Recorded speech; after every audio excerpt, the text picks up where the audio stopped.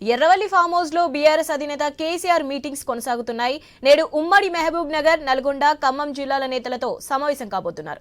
ఈ నెల 20న జరిగే పార్టీ సిల్వర్ జూబ్లీ మహాసభ ఏర్పాట్లపై నేతలకు సలహాలు, సూచనలు ఇవ్వనున్నారు. ఉమ్మడి జిల్లాల వారీగా సమావేశాలు నిర్వహిస్తున్నారు కేసీఆర్.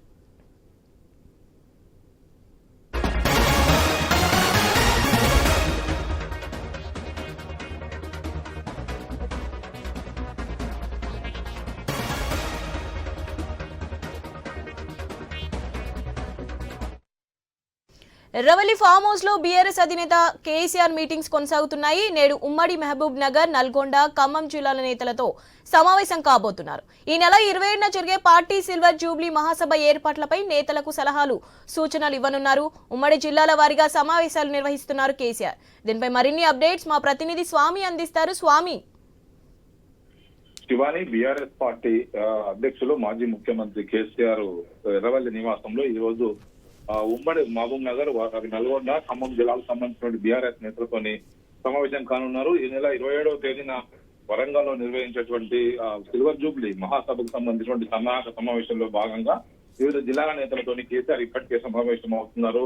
ఒక్కొక్క జిల్లాల వారీగా ఆయా జిల్లాలకు సంబంధించిన నేతలతోటి కూడా అక్కడ ఉన్నటువంటి ఏర్పాట్లు, జన సమీకరణ, మిగతా కీలక అంశాలపై చర్చిస్తున్నారు. నిన్న ఉమ్మడి హైదరాబాద్, ఉమ్మడి వరంగల్ జిల్లా నేతలతో సమావేశం అయ్యారు. అంతకుముందు ఆదిలాబాద్, కరీంనగర్, నిజామాబాద్ మేరకు, అదేవిధంగా ఇటు వరంగల్ జిల్లా నేతలతో ఇప్పటికే సమావేశమయ్యారు.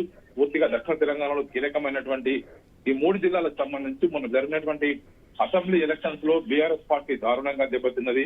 ఒకవైపు ఉమ్మడి మహబూబ్ నగర్ జిల్లాలో 13 స్థానాలకు గాను 2 స్థానాల్లోనే బీఆర్ఎస్ పార్టీ విజయం సాధించింది. ఉమ్మడి నల్గొండ, ఉమ్మడి ఖమ్మం జిల్లాలో ఒక్కొక్క స్థానం మాత్రమే బీఆర్ఎస్ పరిమితమైంది. 34 స్థానాలకు గాను దాదాపుగా 4 స్థానాలు మాత్రం 36 సీట్లకు గాను 4 స్థానాల్లో మాత్రమే బీఆర్ఎస్ పార్టీ విజయం సాధించింది.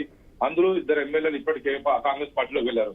మొత్తానికి 3 జిల్లాల పరిధిలో బీఆర్ఎస్ పార్టీని బలోపేతం చేసుకోవడంతో పాటు ఆయా జిల్లాల నేతలందరినీ కూడా సమన్వయం చేసుకుని ఈ భారీ బహిరంగ సభకు పెద్ద ఎత్తున కూడా జన సమీకరణ చేయాలని చెప్పేసి కేసీఆర్ భావిస్తున్నారు. అందులో భాగంగానే 10 లక్షల మందిని జన సమీకరణలో భాగంగా వరంగల్ జిల్లాలో ఉన్నటువంటి ఎల్కతుర్తి ఏరియాలో దాదాపుగా 1200 ఎకరాల విస్తీర్ణంలో ఈ బహిరంగ సభకు ప్లాన్ చేశారు.